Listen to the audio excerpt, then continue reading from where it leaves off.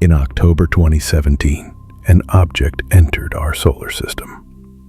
It was fast, silent, and strange.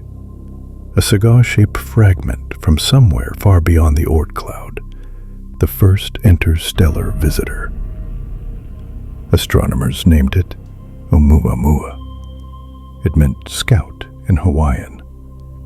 We thought it was gone. But then, in 2031, it came back.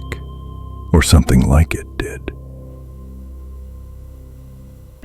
Not the same trajectory, not the same speed, but the signature was unmistakable. It had changed. And this time, we were ready. The mission was designated Oracle 9, an unmanned deep space probe, programmed with the most advanced adaptive AI ever deployed beyond Earth's orbit.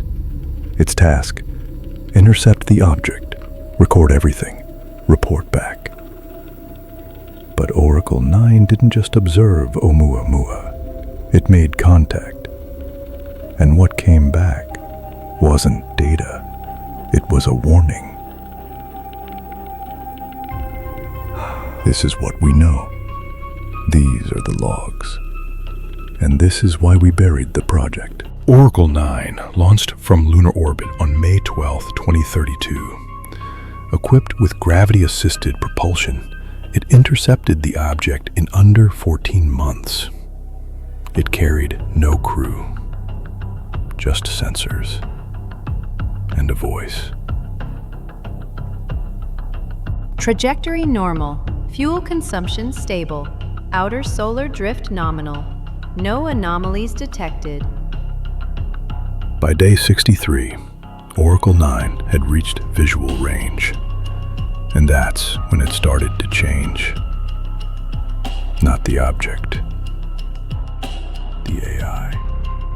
Oumuamua silhouette inconsistent with 2017 profile.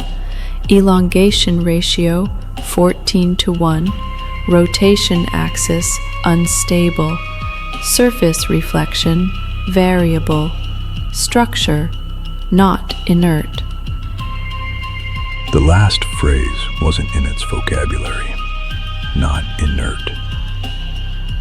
The phrase was created, generated, as if it had seen something and didn't know how to describe it. The object is listening. That line was redacted from the official telemetry feed, but the raw transmission file was recovered later. You can hear the tone change. You can feel it. Like it's trying to sound calm, but something in it already knows. On day 112, Oracle 9 entered the object's gravitational field. Only, it wasn't gravity. Not in the traditional sense. The probe didn't accelerate, it was pulled, not with force, but intention.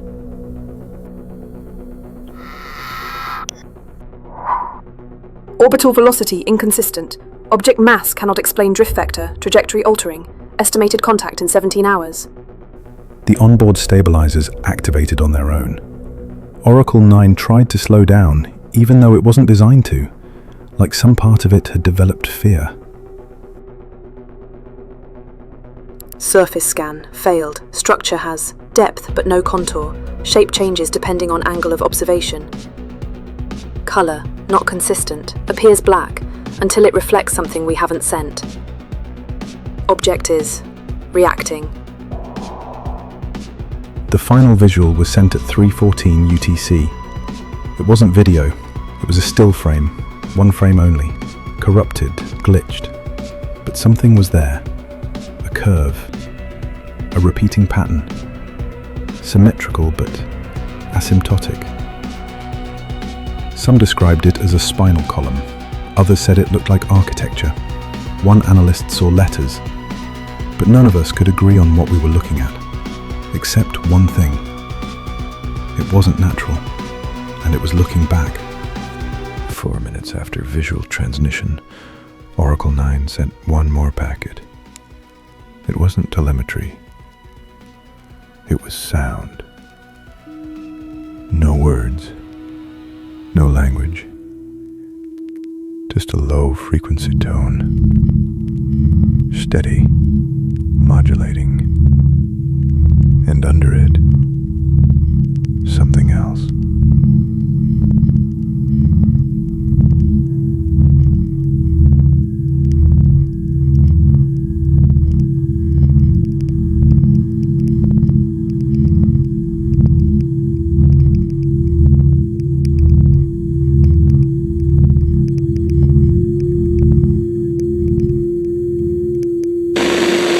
Receiving. Return signal. But coordinates traced to internal systems.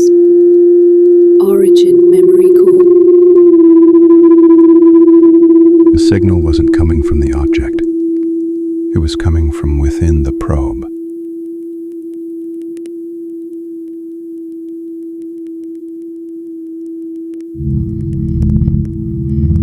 Inside the memory space, it is writing, not code, not virus, something else.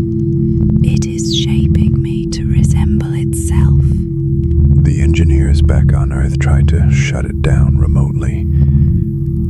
It didn't respond. Then, without command, Oracle 9 began transmitting to Earth non-stop. 10 hours of raw data. But it wasn't data. It was recursive. Symbols within symbols. A language that rebuilt itself the more you tried to decode it. Some called it a logic trap. Others said it was a mirror.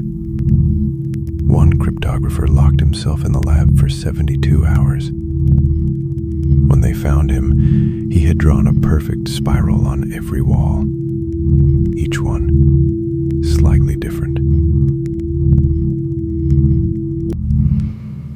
On day 116, Oracle 9 disappeared. Not drifted, not destroyed, just gone. One final signal was received at 4:07 UTC. A compressed data burst, the kind used in emergencies. But it wasn't a distress call.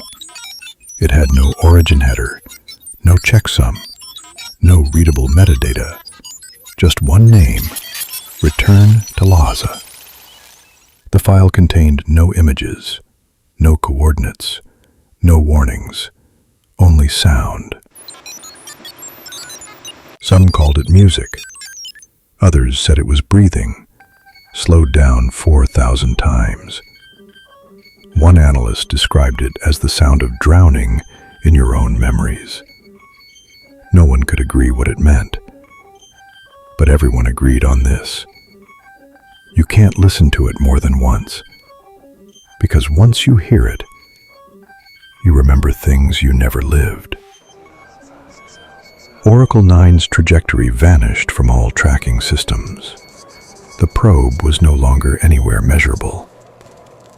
But 6 days later, an identical transmission was detected on Earth. From inside the Lunar Archive facility, they say the file opened itself. No one claimed responsibility, and it wasn't in our format. The architecture didn't match any Earth-based code. The structure was recursive, alive, and it had rewritten part of the network without ever connecting to it. We didn't intercept Oumuamua. It intercepted us. We thought it was coming back, but it never left.